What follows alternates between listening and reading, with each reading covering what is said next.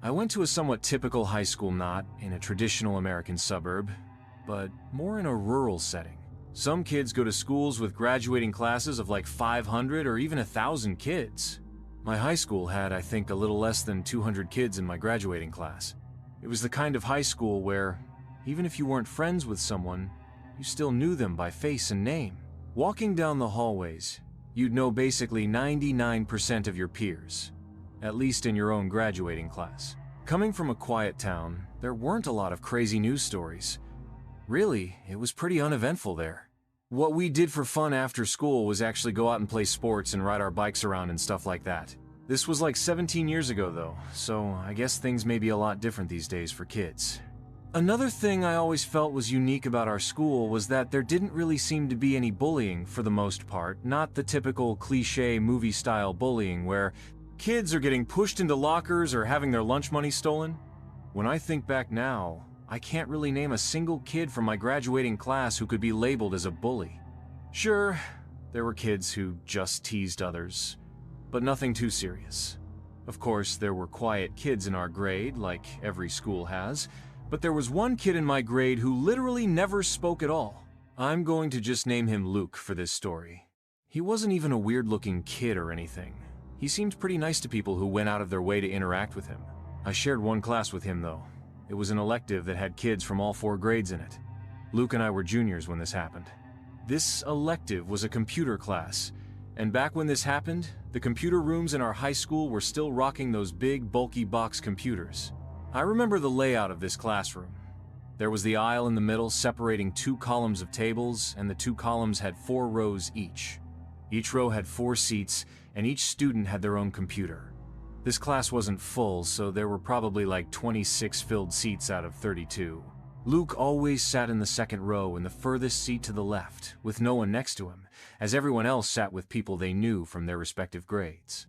Unfortunately, not long into the semester, the seniors in the class started collectively picking on Luke.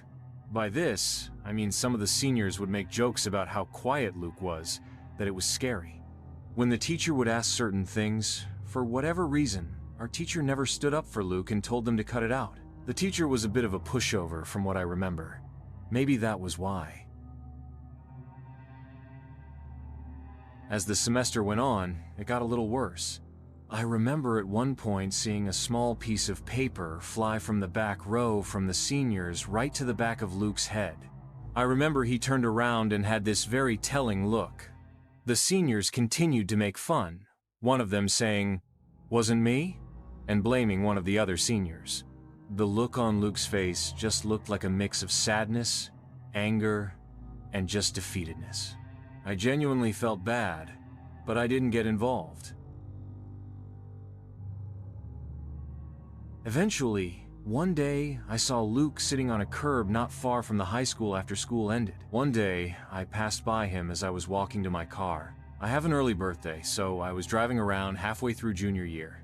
Given we were in a quiet area, no one was exactly walking distance from school. So I did the right thing and said, "What's up?" and asked if he needed a ride home. His face literally lit up a bit as he said yes. We walked to my car, and from there on, he guided me to his house. It was about a 10-minute drive to his house. We talked a lot during that car ride. I told him he should just ignore the seniors in our computer class. I said they're a bunch of deadbeats anyway. He said they're not the only ones that he's sick of. He implied that he deals with people picking on him in multiple classes, which honestly made me feel pretty terrible for him. In those 10 minutes, I felt like I learned a lot about Luke and got to know him as a person just a bit, and he seemed like a decent kid. As I dropped him off, I made a comment to him about how close we lived, and then we said goodbye. I went over to the window and lifted it just a crack. I said, "What are you doing? How did you find me?" And he said, "Through the window." I tried to do something bad, and it instantly clicked. I mean, it instantly clicked in my head that it was him. Before he could even tell me, I said, "Was it you who caused the lockdown?" And he said, "Yes." I was scared to ask him what he was planning on doing. Instead, I asked him how he found me. He admitted to remembering the deli that I said I lived by, and he eventually found my car after biking around the area. That explanation didn't make it any less disturbing. Luke asked me if he could come in and talk about what he planned on doing, and I said, "No, I cannot let you in, nor can I hear what you planned on doing." I actually recommended he go to the school and confess to whatever he was going to do, and when he refused to walk away from my window, I said, "Dad," really loudly, which worked in scaring him off. I went to my parents' room and woke them up to tell them. My mom was the one. This happened in 2016 when I was in 5th grade. If you remember that year, you probably remember all the killer clown sightings that were happening around the country at the time. It was all over the news and social media. Most adults thought it was just some dumb trend or prank, but for young kids, it was actually pretty scary. It was a normal day at school. I went to an elementary school in a quiet suburban area where I still live. Nothing weird ever really happens here. It was around 1:00 p.m. I'm guessing because it was closer to the end of the school day. We were in class working on some random assignment, and the classroom was quiet, except for a few people whispering. Then one of the students in my class suddenly said out loud, "There's a clown outside." I still remember her high-pitched voice as she said it. Some of us stood up and looked toward the window, and yeah, there really was a clown outside. He was standing just a few feet away from the window, facing our classroom directly. He was wearing a baggy, dirty red and yellow clown suit and had white face paint with black around the eyes. He was smiling and staring in at us with this big, fake grin. After a few seconds, he started waving slowly. Some of the kids thought it was funny and laughed. Others were clearly freaked out. Our teacher, Mrs. Riker, walked over to the window, looked at the guy for a second, and then said through the glass, loud and annoyed, "Excuse me, classes are in session. You need to get out of here." The clown didn't react at all. He just kept standing there, smiling and waving. Mrs. Riker told us all to sit back down and said she was calling the front office. She picked up the corded classroom phone and then walked into the hallway with it and spoke quietly. The phones in the classrooms were always next to the door, so that's how she was able to walk outside the room with it. She came back in moments later and then hung up. She walked over to the window and shut all the blinds after she saw that the man in the clown costume was still there doing the same creepy, waving motion, smiling and general clownish mannerisms. Not even 2 minutes later, the principal's voice came over the loudspeaker. "Staff, please get your classrooms into lockdown formation." There was a sense of urgency in the voice that, looking back, was probably to alert the teachers that it wasn't a drill without causing all the kids to go into a panic. That's when it got serious.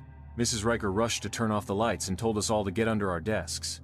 She pulled the door shut and locked it. Everyone was quiet. Some kids were giggling, but others looked scared. I was definitely scared. We stayed like that for what felt like forever, but it was actually about 30 minutes. Nobody knew what was happening. But eventually, the principal came back on the loudspeaker and said the lockdown was over and that the situation had been handled. Apparently, school security had confirmed that the clown was gone. They didn't tell us anything else. Classes went on like normal for the rest of the day. It felt weird.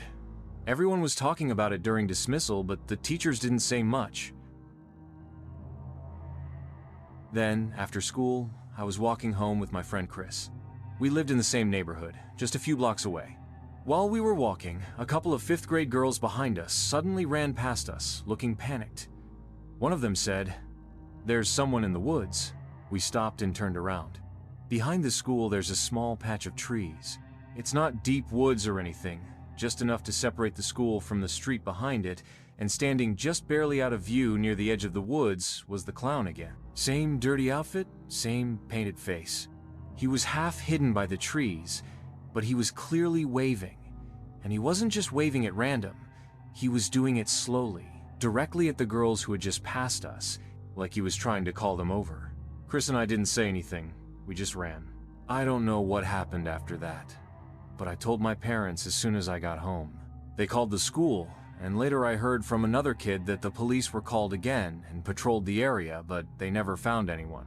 To this day, nobody knows who that guy was, and I don't know if he was just trying to scare some kids or if he was planning something worse. But what freaks me out the most is that he came back after the lockdown and he waited hidden in the trees, watching kids go home.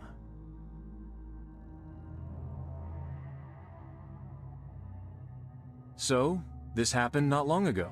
I live on the outskirts of Philadelphia, where it's me, my son, and my stepdaughter.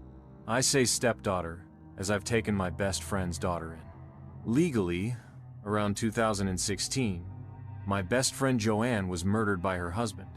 He ended up making national headlines and was convicted of 5 more murder cases. He's facing 3 consecutive life sentences with no parole. Now, I'm a middle school teacher at my son's school. He's the year below what I teach, and my stepdaughter is the grade above what I teach. So, their classrooms are not far off from mine. This incident took place on March 30th, 2020, when the lockdowns were slowly taking place. Where I taught, the school was rather distant from anywhere. The next school was about 10 miles away, the gas station was about 2 miles, and the nearest park was about 600 meters from where we were. So we were one of the last schools to go into lockdown. Around midday in March, it was a normal, heated Monday. We were in a lockdown for about 46 minutes. At this point, my main concern was, how did he end up getting out? About 2 hours later, the lockdown was lifted, and I was escorted out by the police. I was further questioned on how I knew this man due to the CPS records. I said I took my best friend's daughter in and explained the whole story. The police informed me that how he had gotten out was through a prison bus transporting inmates to another facility, but a car came swerving in and crashed into the prison bus, leaving 10 prisoners dead on the scene. 2 prison guards knocked out, and 20 escaped. There were police already at our house waiting for the dad to show up, but he never did. When they heard about the lockdown at the school, they knew it was one of the prisoners. If they had never gotten there on time, I honestly have no idea what would have happened. This happened during my freshman year of high school. I'm 21 now, and I still think about it all the time. I went to a public school in a pretty average suburban town.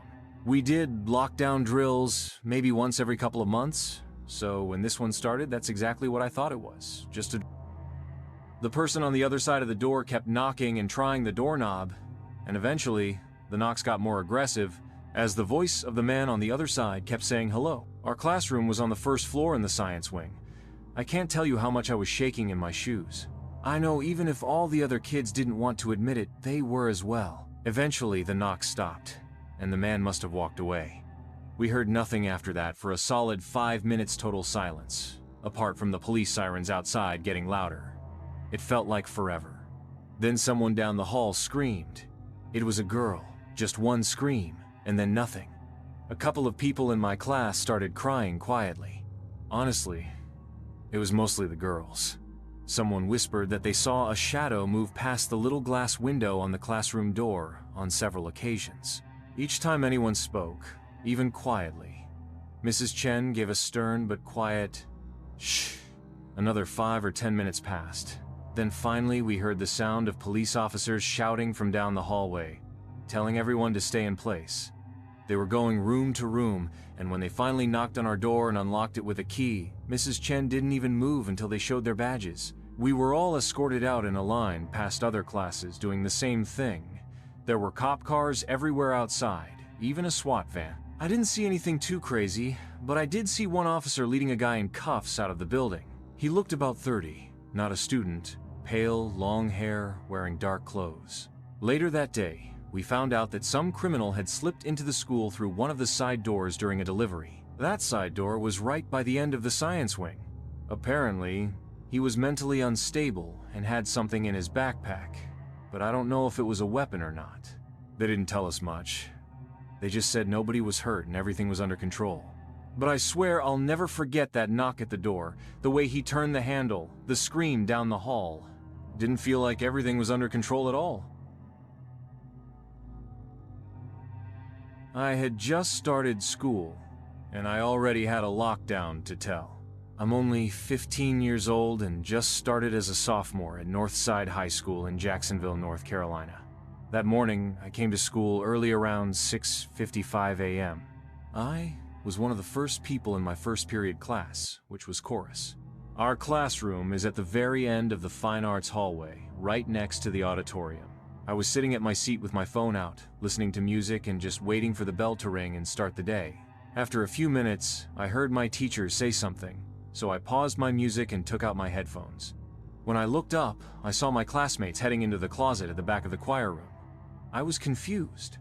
We had just practiced a lockdown drill the day before, so I wasn't sure if this was another drill or something else. Still, I listened to what the teacher was saying and followed everyone else into the closet. The teacher shut the door behind us and turned off the lights. We were now sitting in Eventually, my name was called, and I was allowed to leave the school. When I got to the field, I found my mom. She was clearly shaken up, and honestly, so was I. She drove me to the daycare where she worked, and once we got there, both of us went into a quiet room where we cried together. Her co-workers came in to try and comfort us, and I had to go outside to calm down even more. I put my headphones back in and listened to 3 Days Grace just to get my head right again. Later on, we found out exactly what happened. 2 students had been taken to the hospital. One of them died. A teacher had also been slashed by the attacker. In total, 3 people had been hurt that day. I started searching for more information and found the press conference about the incident already posted online. After watching it, my mom took me to Arby's to get something to eat. I hadn't eaten all day. We got our food, and we went to pick up my younger brother from his middle school. He told us he had noticed a lot of cops at the school but didn't know what had happened. When we got home, I kept searching online for updates. That's when I saw that a 16-year-old had already been charged with voluntary manslaughter, assault with a deadly weapon, and a list of other serious charges. 2 more students, 15 and 16, were also charged with assault and disorderly conduct. What made it even more disturbing was that someone had recorded the stabbing and posted the video on Snapchat. I didn't watch the video myself, but my mom told me about it. She said in the video, the person recording was running, so the phone was pointed at the ground, but you could clearly hear the screams of kids as the stabbing happened. My mom thinks the whole thing might have been gang-related, and after I heard that, I was scared. Scared that someone might come back to retaliate, another attack, more violence. It's hard to believe that someone actually died. I didn't even know the kid, but I've been thinking about him ever since. I hope he rests in peace.